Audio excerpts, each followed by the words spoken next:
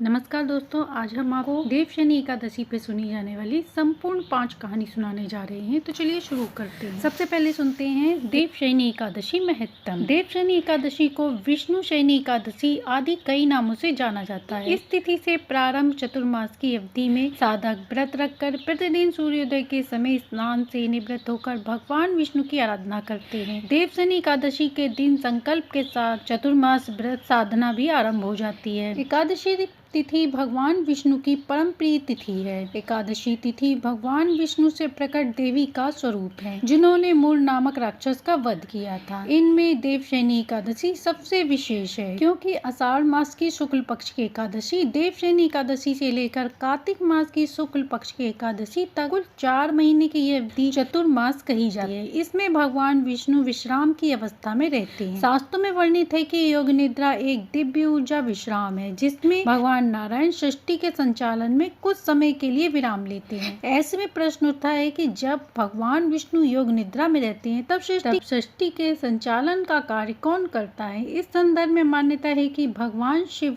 इस कालखंड में सृष्टि के संचालन का दायित्व संभालते हैं। इसलिए इस अवधि में जो भी व्यक्ति भगवान शिव की आराधना करता है, उसे भगवान विष्णु जी की पूजा का पूर्ण फल प्राप्त है। यही सनातन धर्म की दिव्यता है। एकादशी आध्यात्मिक रूप से अत्यंत शुभ फलदायी मानी जाती है। पद्म पुराण के अनुसार देवशयनी एकादशी के दिन भगवान विष्णु का पूजन व्रत करने से व्यक्ति को तीनों लोक और त्रिदेव की आराधना का पुण्य प्राप्त होता है। आइए सुनते हैं एकादशी व्रत की कथा। एक बार की बात है, धर्मराज युधिष्ठिर ने कहा, हे केशव, आषाढ़ शुक्ल पक्ष की एकादशी का क्या नाम है? इस व्रत को करने से क्या फल मिलता है और इसकी क्या विधि है और इसमें किस देवता का पूजन किया जाता है? श्री कृष्ण जी कहने लगे, हे युधिष्ठिर, जिस कथा को ब्रह्मा जी ने नारद जी से कहा, वही मैं तुमसे कहता हूँ। एक समय नारद जी ने ब्रह्मा जी से यही प्रश्न किया था। तब ब्रह्मा जी ने उत्तर दिया, हे नारद, तुमने कलयुगी जीवों के उद्धार के लिए यह बहुत उत्तम प्रश्न पूछा है, क्योंकि देवशयनी एकादशी का व्रत सब व्रतों में उत्तम है। इस व्रत से समस्त पाप नष्ट हो जाते हैं और जो मनुष्य इस व्रत को नहीं करते वे नरकगामी होते हैं। इस व्रत को करने से भगवान विष्णु अत्यंत प्रसन्न होते हैं। इस एकादशी का नाम पद्मा एकादशी या फिर इसे देवशयनी एकादशी के नाम से भी जाना जाता है। अब मैं तुमसे एक पौराणिक कथा कहता हूँ, तुम मन लगाकर सुनो। सतयुग में मानधाता नामक एक चक्रवर्ती सम्राट थे। उनके राज्य में प्रजा बहुत सुखी थी, किंतु भविष्य में क्या हो जाए यह कोई नहीं जानता। अतः वे भी इस बात से अनभिज्ञ थे कि उनके राज्य में शीघ्र ही भयंकर अकाल पड़ने वाला है। उनके राज्य में पूरे 3 वर्ष तक वर्षा न होने के कारण भयंकर अकाल पड़ा। इस अकाल से चारों ओर त्राही त्राही मच गई। धर्म पक्ष के यज्ञ, हवन, पिंडदान तथा व्रत आदि में कमी हो गई। जब मुसीबत पड़ी तो धार्मिक कार्यों में प्राणी की रुचि कहाँ रह जाती। प्रजा ने राजा के पास जाकर अपनी वेदना की दुहाई दी। राजा तो इस स्थिति को लेकर पहले से ही दुखी थे। वे सोचने लगे कि आखिर मैंने ऐसा कौन सा पाप कर्म किया है जिसका दंड मुझे इस रूप में मिल रहा है। फिर इस कष्ट से मुक्ति पाने का कोई साधन करने के उद्देश्य से राजा सेना को लेकर जंगल की ओर चल दिए। वहीं विचरण करते करते एक दिन ब्रह्मा जी के पुत्र अंगिरा ऋषि के आश्रम में जा पहुँचे और उन्हें साष्टांग प्रणाम किया। ऋषिवर ने आशीर्वाद देकर यहाँ आने का कारण पूछा। फिर जंगल में विचरने व अपने आश्रम में आने का प्रयोजन जानना चाहा। तब राजा ने हाथ जोड़कर कहा, महात्मन, सभी प्रकार से धर्म का पालन करता हुआ मैं अपने राज्य की दृश्य को देख रहा हूँ। आखिर किस कारण यह ऐसा हो रहा है? कृपया इसका समाधान करें। यह सुनकर महर्षि अंगिरा ने कहा, हे राजन, सब युगों से उत्तम यह सतयुग है। इसमें छोटे से पाप का भी बड़ा भयंकर दंड मिलता है। इसमें धर्म अपने चारों चरणों में व्याप्त रहता है। ब्राह्मण के अतिरिक्त किसी अन्य जाति को तप करने का अधिकार नहीं है, जबकि आपके राज्य में एक शूद्र तपस्या कर रहा है। यही कारण है कि आपके राज्य में वर्षा नहीं हो रही है। जब तक वह काल को प्राप्त नहीं होगा, तब तक यह दुर्गति शांत नहीं होगी। इसकी शांति उसे मारने में ही संभव है। किंतु राजा का हृदय एक नरपराध शूद्र तपस्वी को शमन करने को तैयार नहीं हुआ। उन्होंने कहा, हे देव, मैं उस निरपराध को मार दूं, यह बात मेरा मन स्वीकार नहीं कर रहा है। कृपया करके आप कोई और उपाय बताएं। तब महर्षि अंगिरा ने बताया, आषाढ़ माह के शुक्ल पक्ष की एकादशी का व्रत करें। इस व्रत के प्रभाव से अवश्य ही वर्षा हो। राजा अपने राज्य की राजधानी लौट आए और चारों ओर वर्णों सहित पद्मा एकादशी का विधि पूर्वक व्रत किया। व्रत के प्रभाव से उनके राज्य में अच्छी बारिश हुई। पूरे राज्य में मूसलाधार वर्षा होने के कारण राज्य धन धान से परिपूर्ण हो गया। ब्रह्म वैवर्त पुराण में देवशनी एकादशी के विशेष महत्व का वर्णन किया गया है। इस व्रत से प्राणी की समस्त मनोकामनाएं पूर्ण हैं। तो प्रेम से बोलिए श्री हरि की जय। अब सुनते हैं एकादशी माता की कथा। बहुत समय पहले की बात है, किसी नगर में एक ब्राह्मण ब्राह्मणी रहते थे। वह अत्यंत गरीब थे, लेकिन वह ग्यारस माता की पूजा आराधना बड़ी भक्ति भाव से करते थे। ब्राह्मणी बहुत धार्मिक थी। जब भी एकादशी का व्रत आता तो वह श्रद्धा भक्ति भाव से पूजा आराधना करती, उपवास करती। उनके पास एक बूढ़ी गाय जो बहुत कम दूध देती थी। वह दूध भी कम देती थी, फिर भी उन्होंने उसे छोड़ा नहीं था। बड़ी मुश्किल से उनका खुद का गुजारा चलता था, परंतु वह गाय को अच्छे से खिलाते पिलाते थे।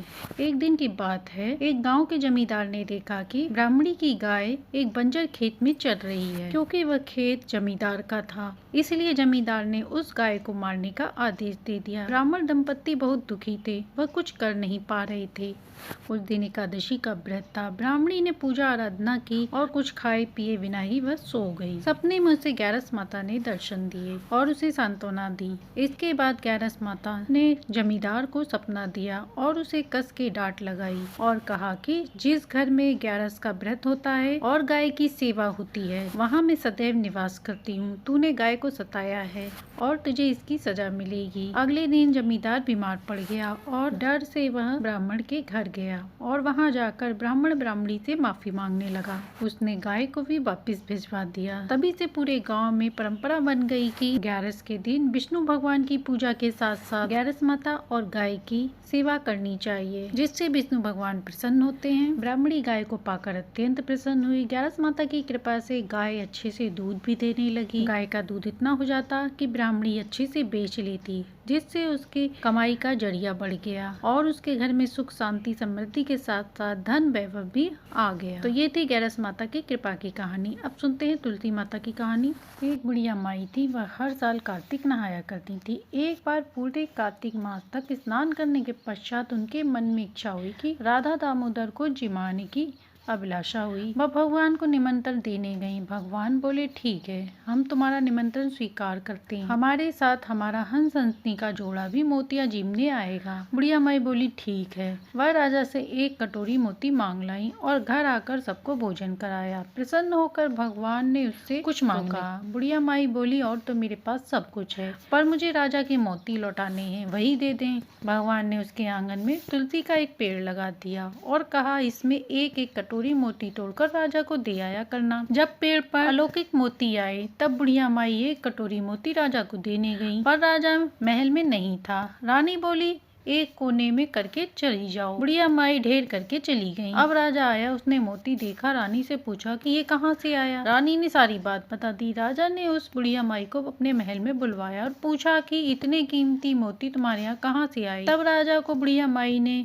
उस तुलसी वृक्ष का सारा वृत्तांत सुनाया। सारी बात सुनकर राजा ने अपने सैनिकों को भेजकर उस वृक्ष को उखड़वाकर अपने महल में लगवा दिया, परंतु राजा के आंगन में लगते ही पेड़ सूखकर बिल्कुल मुरझा गया। रात में राजा को स्वप्न में भगवान ने दर्शन दी और चेतावनी दिया कि वह पेड़ मैंने बुढ़िया माई के सत्कर्मों से प्रसन्न होकर उसे दिया है, तुम उसे लौटा दो, नहीं तो मैं तुम्हारा विनाश कर दूंगा। अगले दिन राजा ने स्वयं अपने हाथों से उस वृक्ष को बुढ़िया माई के आंगन में लगा दिया। पेड़ पुनः हरा भरा हो गया। तो प्रेम से बोलिए तुलसी माता की जय। अब सुनते हैं गणेश जी की कहानी। किसी नगर में एक ब्राह्मण ब्राह्मणी रहते थे। वह अत्यंत गरीब थे। जैसे तैसे करके उनके घर का गुजारा चल रहा था, परंतु ब्राह्मण गणेश जी का बहुत बड़ा भक्त था। वह हर साल गणेश जी की मूर्ति बनाता और मिट्टी की मूर्ति बनाकर उनकी पूजा आराधना करता था। एक बार उसने गणेश उत्सव के दिन गणेश जी की मिट्टी की मूर्ति बनाई और पूजा आराधना करने बैठा। जैसे ही बैठा तैसे ही तेज से बारिश हो गई और बारिश में उसकी सारी मिट्टी के गणेश जी बह गए, जिससे वह बहुत दुखी हुआ। यह देखकर उसकी माँ ने उससे कहा कि बेटा, पहले जमाने में लोग गोबर के गणेश जी बनाते थे और उनकी पूजा आराधना करते थे, साथ ही दीपक और खिलौने भी बनाते थे।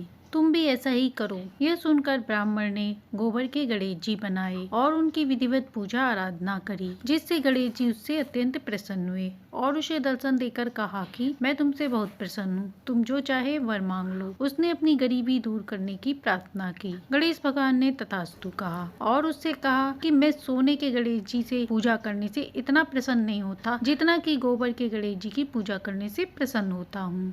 तभी से पूरे गांव में चर्चा हो गई कि गणेश जी की पूजा आराधना अवश्य करें। सभी लोग गोबर के गणेश जी बनाकर पूजा करने लगे। आज भी धार्मिक मान्यताओं के अनुसार जब पूजा की जाती है तो गोबर के छोटे से गणेश जी बनाकर ही उनकी पूजा की जाती है। तो प्रेम से बोलिए गणेश भगवान की जय। अब सुनते हैं एकादशी माता की आरती। ओम जय एकादशी माता मैया, जय एकादशी माता, जो विष्णु पूजा व्रत को धारण कर शक्ति मुक्ति पाता। ओम जय एकादशी माता, तेरे नाम के नाम देवी भक्ति प्रदान करनी, गण गौरव की देनी माता, शास्त्रों में वरनी। ओम जय एकादशी माता, मार्गशीर्ष के कृष्ण पक्ष की उत्पन्न विश्वतारिणी जननी, शुक्ल पक्ष में हुई मोक्षदात्री दाता बन आई। ओम जय एकादशी माता, पूष के कृष्ण पक्ष की सफला नामक है, शुक्ल पक्ष में हुए पुत्रता आनंद अधिक रहे। ओम एकादशी माता, नाम षठ तिला माघ मास में कृष्ण पक्ष आवे, शुक्ल पक्ष में जया कहावे, विजया सदा पावे। ओम जय एकादशी माता, चैत्र शुक्ल में नाम कामदा धन देने वाली, नाम बरुतनी कृष्ण पक्ष में बैसाख माहवाली। ओम जय एकादशी माता, शुक्ल पक्ष में हुए मोहिनी अपराध, ज्येष्ठ एकादशी पक्षी नाम निर्जला, सब सुख करनी शुक्ल पक्ष रखी। ओम जय एकादशी माता, योगिनी नाम आषाढ़ में जानो, कृष्ण पक्ष करनी, देवी शयनी नाम कहायो, शुक्ल पक्ष धरिनी। ओम जय एकादशी माता, कामिका श्रावण मास में आवे, कृष्ण पक्ष कहिए, श्रावण शुक्ला होए पवित्रा, आनंद से रहिए। ओम जय एकादशी माता, अजा भाद्रपद कृष्ण पक्ष की परिवर्तन शुक्ला, इंद्रा अश्वनी कृष्ण पक्ष में व्रत से भव सागर निकला।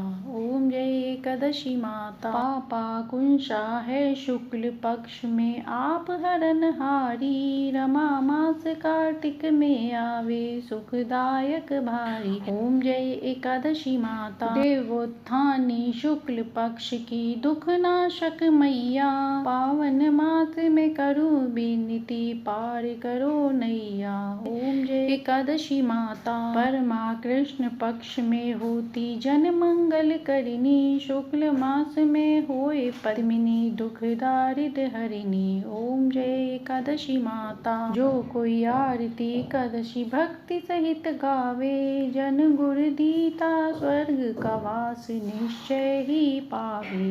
ओम जय एकादशी माता। तो प्रेम से बोलिए एकादशी माता की जय। तो ये थी एकादशी पे सुनी जाने वाली संपूर्ण 5 कहानी। आशा है कि आपको ये कहानियां पसंद आई होंगी। देवशयनी एकादशी पर इन कथाओं का भक्ति पूर्वक से श्रवण करने से व्यक्ति की हर मनवांछित इच्छा पूर्ण होती है।